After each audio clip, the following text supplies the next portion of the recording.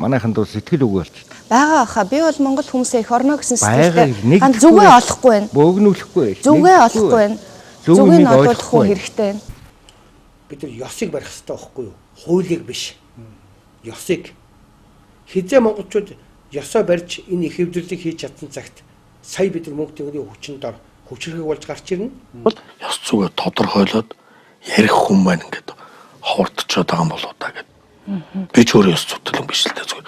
Ерөнхийдөө ингээд ёс зүйг харахад бол үгүй ер нь хүн энгийн юмыг ойлгож юмаар. Өөрөөгөө хянсан дээр хүнээр хянуулсан дээр. Энэ манай Монгол орны нэг онцлог байна. За. 70 жил гэдэг юм уу? 70-80 жил яг хуйлгүй явчихсан. Намын шийдвэр, их үг дурлалын шийдвэр, намын төв орооны шийдвэр, Намын шийдвэр хуулийг орлоод явсан. намын даргын даалгавар. Энэ бүгдийг хууль шиг биелүүлдэг. Тэр бол яг нэг талдаа бас хөвчлийн хувьд хэрэгтэй зүйл байж болох юм. Тэгээ болохгүй бол даргаа яах вэ гэж асуудаг. Даргаас асуужж болъё гэд хүн болгоо ингээд тоормсолдог. Ийм олон жил асууж хууль гараад за чи энэ хуулиар даргалуулад өөрөө бие даагаад өөрөө орон нутгаас сумаа аймгаа удирдаад хөгжүүлээд байж гээд орчихтой зэрэг дээр дарга санагдаад. Дарга харж өвсөсөр байтал хууль нь одоо эзэнгүй орчихдаг юм орчод. Хэдийгээр бид нар социализмын одоо юу гэдэг Оросоос хамааралтай нэг тийм хачин коммунизмын хачин юмд байсан гэж ярьдаг хэдий байсан ч Монголд бол ёс мөрдөгддөг байсан. Монголчууд тийм агуу байсан байхгүй юу? Оросын 70 жил дотор бол монголчууд ёсоо хаяагүй шүү дээ. Мөн үү? Аам нь тэгдэг байсан билээ. Тэгдэг билээгээд хоорондоо тэр зүү цэцэн үг сургаал энтраараа зүгээр дагаж мөрдөөд болохгүй юмгаа мэдээд явдаг байсан хүмүүс байхгүй юу? Хизээ энэ хуулийн дор амьдардаг болсон шиглэл энэ Монгол улсад хийхгүй юм байхгүй болсон. Жигшүүртэй гэмт хэрэг байна уу? Уваагүй заллан байна уу? Мөн үү? Тэр хуулийн чинь хувьд аав хоёр адилдаг шигтэй юм шиг. Юмыг бол олон өнцгөөс харах хэрэгтэй л дээ. Тэгж байж холын бараа харна л да бид нар. Юу юм? Төрийг бол одоо төрийн зүтгэлтнүүд одоо энтер барихаасаа илүү ард түмэн барихаасаа илүү шинжлэх ухаан барьдаг байхгүй юу? Хууль гэдэг бол тухайн тэр бол үеийн үзэл суртал тухайн тэр эрх баригч нарын энэ одоо явуулах гэж байгаа энэ бодлогыг энийг өдөртөөс хүн ардад алтан хүчээр төрийн механизмаар тулгах энэ нэмийг л хууль гэдэг хууль. Тэгэхээр хууль бол өөрөө шинжлэх ухаан биш байхгүй гэдэг. Тэгэхээр хуульчлаар бол ердөөс төрийг барьж явах хэрэгтэй гэдэг нэг тийм утгагүй одоо тийм юм биш үү? Тэр тэгтээ зэрэг чинь ямар ч бол одоо чинь хүн төрлөختний эсрэг, ард түмнийхэн эсрэг, хүмүүсийн болоодын шудраг байдлын эсрэг ийм юмнуудыг хуулиар хийж ирсэн байдаг шүү дээ. Одоо бидэрт мораль хэрэгтэй. Тэр өгөхөөр бид нар шашин хэрэгтэй. Гэтэл бид нар шашин байхгүй. шашин хоорондын маргаан байхгүй. Хасах. Нийт хүн амынх нь бараг 70-80% нь нэг шашинтай. Одоо бусад орн дээр бол шашны маргаан ингээд хасар гэж зүйл. Нөгөөд нэг зүйл өгөгдөх юм бол нөгөө хүний өгөгдөх юм. Хамгийн сүүлчийн нүүдэлч уус болчихж байгаа байхгүй тэр чинь.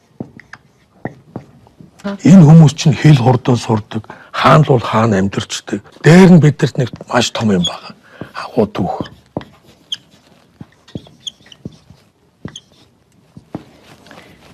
Түүх байна уу байна? Ийм статистик тоонууд байна уу байна? Ийм өгөгдлүүд байна. Энэ өгөгдөлтөө ийм статистиктэй улс орныг, ийм агуу түүхтэй орныг их богино хугацаанд босгож ирэх магадлал өндөр байна. Тэр нь бол ягаад байдгүй бай гэхээр л ёс зүй рүү орчиж байгаа юм болов гэсэн дүгнэлт юм уу та. Ёс зүйнийг бол Монгол төрөөс эхэлдэг юм уу? Нэг бол ёс зүй Монгол иргэнээс эхэлдэг юм уу? Шатыг шүүрдэхдээ дээрээс нь шүүрдэг. Эзэс доороос нь шүүрдэг. Ер нь бол улс орны тогтолцоон дээр бол тухайн улс орныг барьж байдаг хамгийн том ёс суртахуун бол шашин байдаг шүү дээ. Хүн болгон шүтж гин, мөргөж гин, итгэж гин, хайрлж гин, өөрсдийгөө даатгаж гин. Тэгэхээр өнөөдөр бол Монгол их орны маань хувь заяа ийм их гашуун, ийм их одоо аюулын харамт дэлгэцсэн ийм цагт бол энэ хүмүүсийн дуу хоолой нийгэмд маш их дутагдж байна. Хамгийн чухал их орон гэдэг зүйл дээр дуу хоолойгоо гаргах хэрэгтэй. Эдгээр хүмүүс бол яг энэ төрлийн энэ чиглэлийн салбарын хүмүүс байх хэрэгтэй болов уу гэж бодож байгаа. Түүнээс биш зүгээр энгийн иргэд гомдлоод, уйлаад, цөхрөөд энгийн иргэд маань маш их туйлдаад ингээд байхад шашин маань бол бид хөгжөөд байна, бид сайхан болоод байна, тийм ч бурхан бүтээлээ, ийм ч уулыг тахлаа гэл ингээд яваад байна. Бид нар энийг маш их одуудаа сонсч байгаа. Тэр ч хайрхны төрийн тахилгатай болголоо. Эцээц эхнээс нь ахуулаад онгочоод дуудлаад ухаад дуусгаж яхад бид өнөөдөр бүтэн байгаа, бүрэн байгаа одоо тэр бүх зүйлүүдэд буцаагаад сэргээгээд авахын оронд ингэж хоёрын хооронд гурвын дунд ингэж өрөөсгөл ийм сул долног баймаар байгаа. Бидний үеийн залуучууд манай энэ эх оронч хөдөлгөөн яагаад байгуулагдаж байгаа? Энэ уучлаараа хэрэггүй, ингэж хөгжихгүй. Энэ хөгжил биш, хөглөрөл. Энэ барилга барилга, энэ технологи барилга, янз бүрийн технологи, энэ телевизэр одоо миний энэ бичээд байгаа юм бичлэг, камер хүртэл технологи хөгжиж дээ. Дэлхийг чимжин гэлээ. Дэлхийг чимээд байгаа мó халаад байгаа. Бид ард түмэн иргэд маань л энэ одоо засаг дээрийнхаа энэ том сайхан бодлогонуудыг хүлээн зөвшөөрч хоорондоо нэвтэй түнжинтэй байх юм бол бид ер нь ирээдүй их сайхан байна даа гэж. Тэр ягмгийн наадлаар их сайхан байшингууд барьсан. Дундуур нараад утсан чинь Лондонд явж байгаа юм шиг тэр л одоо их сайхан англи маягийн хвшилтэй темэрстан ганцэлтэн юмнууд яриасан. Тэр дэлгүүр шин дэлгүүр барьж энэ дээр хүнүүгийн үеийн дурсгалтай тавьсан. Хаач голбдохааргүй юм. Олон сайхан барилга байшингууд тэр баригдаж байна. Бид юм хийгээд байгаа юм байна шүү дээ.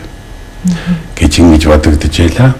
Тэгээ коммунизмын үед бид нэг найр наадам хийх гурван эднүүд ихтэй зэрэг Орос дэлгүүрийн промсогтой хүн гойгаал явдаг. Тэгээ нэг багбатай чихэр нэг ганц нэг шилээр авчаа тэрнийг байсагээл нүднийхэн болон гараараа сүрхий юм тавьсан гэл даналцдагсан шүү дээ. Захын төвсөнд байж байна. Гэхдээ бол бид бас ядуу зүдүүгээр хайрлж тэднийхэн сайн сайхны төлөө чадaltaй яваа нэг нь ядарсныгаа харах ийм учир байгаа шүү дээ гэдгийг бид бас дотроо нь агуулж явах хэрэгтэй. Тэр засаг маанч бодож явах хэрэгтэй. Ийм юмнууд байна. Бидний хөгжил дэвшилтэй сайхан байна. Шашин чиглээ гэсэн одоо морин жилдээ их сайхан үйлийг бүтээж.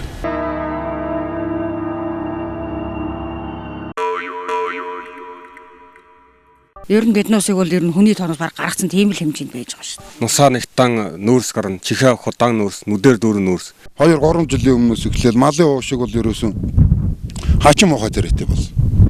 Ингээд сая 3 тестээр ингээд очиад харж байхад бол үнэхээр л тэнд ус шиг хөгжиж байгаа хүмүүс алга, хүн шиг амьдарч байгаа хүн алга.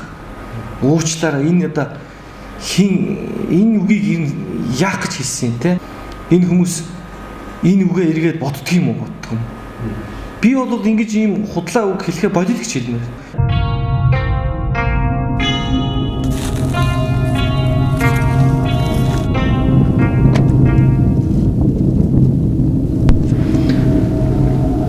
Монгол хог шээ.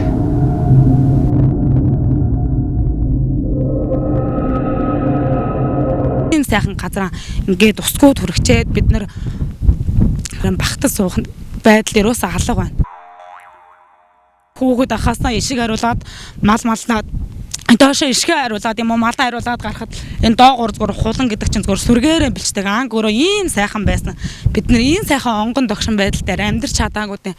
Ийм сайхан юмыг хадгалж авч үлдээгүүдээ бас жаахан гутарж явдаг.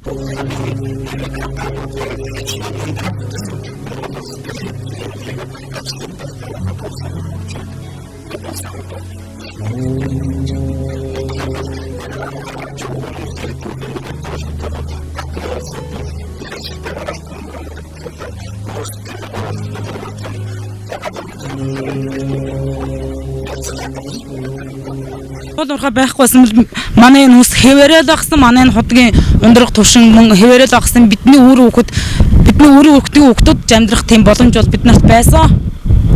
Бид нар бол нэр үнэхээр харамсалтай байна. Бид нар бол өстой гомдож байна нэрэ. Энэ нутгшгийн онгон байгаль бид нар хаанаас шахиж болохгүй. Үүндээ бол Монгол одоо яг л хутганы ирэн дээр байна шүү дээ. Мөххүүс ихүүл гэж байна. Тэгээ ийм үед буддистууд үнэхээр одоо тэр өгөөдөө хааны үед, мөнх хааны үед сүүлд нь ингээд буддистууд орж ирээд ингээд манай одоо Монгол улс Монголын баг үндсэн шашин болцсон. Бид нэр тийм учраас одоо төрийн шашнаар хүлээн зөвшөөрүүлж байна гэж байгаа бол буддистууд өөрөө энийг ажлын хийх ёстой шүү дээ. Бидний хаашаа явахыг нь, хаана алдахыг нь тэр битгий үнэхээр одоо тэгээд далдыг хардаг янз идтэй шидтэй хүмүүс л болно гэж байгаа бол хоосон чанарт ороод тийм болно гэж байгаа бол одоо энэ буддистууд бид нэрийг бүр явах цааны маань хэдэн 10 жилийн өмнөөс нь хэлж явах хэрэгтэй. Үнэхээр одоо ингээд бид нэр буруу замаар 25 жил явцлаа шүү. Гэхдээ тэгээд за яах вэ? 90 онд бол та нар энэ жишээ битээ яваа гэж хэл чадсангүй. Ягаад гэвэл эдгээр эзэн хаашиг тэгж 800 битэл 8 жилийг харж чаддгүй байна. Эдгээр чи хардаа юм баггүй юу? Монголын ард түмний оюун санааны залуур дээр суучаад тэгээд өшөө бид нарыг ингээд мөхөл рүү өөрсдөө хөтлөд аваад орчих. Энэ ламнарч. Зүгээр одоо юу ч мэдэхгүй энгийн залуу бол үндэсний тохирол очиулахгүй шүү дээ. Тэр өөрийнхөө амьдрал хоруулж. Оюун санааны залуур дээр байгаа энэ хүмүүсийн нэг алдаад үндэснийг балж мэдэх байхгүй. Тийм учраас бол үнэхээр одоо 800 чи бол өөрөө ярьдаг ингээд одоо ингээд хувьлаа хааны үед ингэж аваад энэ төлөвлөг эзэн хааны 800 жилийн дараа дэлхийн одоо аврах төлөвлөгөөнд нь одоо буддистууд философчдын айрам гэж гарч ирж байгаа маа гэж. 90 оноос хойш одоо шашин шүтгийг одоо хуулиар зөвшөөрдөг шүү дээ. Хуулиар зөвшөөрөхөөр байхгүй эдгээр чинь арай илүү их мэдлэгөөд төрийн шашингээ гаргаад тавьчихлаа шүү дээ. Тэг ингээд юм хийхгүй харин ч бүр монголчуудыг мөхөл рүү түлхэх юм бол бид ийм оюун санааны залуурчтай байх шаардлага юу гэсэн байхгүй шүү дээ. Нэг хоёрт эдгээр ч гэсэн худлаа яриад ингээд пальбилгаа сууж явах шаардлага байхгүй шүү дээ. Би чадахгүй юм байна. Чаддагтаа үгүй. Эсвэл манай шашин худлаа гэдэг үдэнд бишээрэл өөртөө тэгээд тэр гэрийнхаа мухард худлаа яриа сууж байгаа хэрэгтэй. Социализмын дараа бид нар арчлал руу орох үед бидний сайн маань муу болж хүрээд муу зүйл маань сайн болоо шүү дээ. Өөрөөр бид нар анти этик болчихсон байхгүй. Этикийн эсрэг ардтан болсон. Ард түмний өөрийнхөө үр хүүхчгээ тийм ээ бодож тэгээд тэрнийхээ төлөө өөрийнхөө амьдралын бүх зүйлээ зорилгоо сайн сайхнаа зорж чаддаг ийм эр зөрөгтөн байж энэ чинь улс орондоо амар амгалан гарч ирж шүү дээ. Зарцсан болно шүү дээ. Тийм биш бол энэ чинь аюул шүү дээ тий. Өөрийгөө бол тэгээд мөхлийн ирмүүдээр яаж тавина. Энэ хураагдсан мөлийн өргөдөг чинь тэр хүний хийсэн юмыг тэр хүн өөрөө л идэлнэ. Бусад хүн идлэхгүй. Бидний хувь зайг шийдээд явж байгаа энэ хүмүүс одоо ёстой нөгөө нэг юу гэдэг миний буруу бид нар худлаа ярьсан юм а 20 жил худлаа ярьсан шүү. Ийм оюунлаг шийдвэрүүд л одоо гарах учраад байна л да. Дараагийн нэг зүйл уучлалт гуйна гэдэг бол нэг бодлын байр суурь алдаж байгаа хэрэг болдго юм шиг байна. Өөрөөр хэлэх юм бол нэг хүн юмыг их мэддэг тийм дүртэй бай олон нийтэд. Гэтэл тэр хүн алдаад нэг зүйлийг буруу хэлчихлээ. Тэр буруу хэлсэндээ эргээд уучлалт гуйна гэдэг чинь тэр хүн буруугаа хүлээж байгаагийн хэрэг. Буруугаа хүлээж байгаагийн цаана тэнд ямар асуудал байна вөхөр одоо би муу байна гэж хэлж байгаатай адилхан. Тэгэхээр ямар нэгэн байр суурьны төлөө өрсөлдөж байгаа өнөөдөр шиг албан тушаалын төлөө олзолтон бол алж штэ. Тэгээд тийм тохиолдолд уучлаарай гэж хэлнэ гэдэг бол тэр уучлаарай гэдэг үг маань маш их үн цэнтэй болцоод байгаа. Маш их үн цэнээр хилэгдэх болцоод байгаа юм л да. Одоо өнөөдрийн хүний эрхийн хууль, эмэгтэйчүүдийн эрх, хүүхдийн эрх одоо юу байдгийг өнөөдрийн үндсэн хууль бүх юм нийгмийн зарчим бол индивидуал төвтэй явж байгаа. Энд чинь бол барууны одоо философиор суурилсан. Хувь хүн төвтэй. Хувь хүн төвтэй болсон үед бол би одоо юуны одоо чин сэтгэлээсээ буруугаа хүлээж уучлалт хүсгээс илүү тэрийг хамгаалах тийм одоо юу гэдгийг сэтгэлгээ, тийм дадал зуршил, тийм хэв маяг ерөөсө хин нэгэн хувь хүн биш нийгэм даяараа тархсан байдаг. Энэ үед бол одоо нэг цаанаасаа би гэсэн одоо үзэл маш их байх тусам уучлалт чадхаа болдгийм болов уу гэдэг энэ бол миний бодол. Таны бодлоор уучлаарай гэж хэлнэ гэдэг ялагдал мөн үү? Энэ бол асар их хөдөлмөрийн оюун нийтээ сэтгэлийн хөдөлмөрийн дараа бий болж гарч ирж байгаа үг. Тийм учраас энийг бол би хизээч ялагдал гэж хэлж чадахгүй. Чингис хаан хэлсэн байдаг. Миний дээр төр байна. Төрийн дээр одоо хөгтөнгөр байна гэж. Тэгэхээр агуу их Чингис хаан хүртэл өөрийнхөө дээр төр байна гэж ингэж ойлгож, 90 дараагаа зөв ойлгож ирсэн байна. Энэ төр бол яг тодорхойлтон дээр төрийг ард түмэнд үйлчлэх зарцгаа хэлж байгаа шүү дээ. Гэхдээ тэгэхээр энэ зарцын хөдөлмөр рүү хэн очив? Ягаад ч монгол хүн очихгүй шүү дээ. Монголчууд ч өөрөө бол агуу эрхэмсэх хүмүүс шүү дээ. Бүгдээрээ монголчуудаа нээлж хагаад энийг нэг засаад авъя.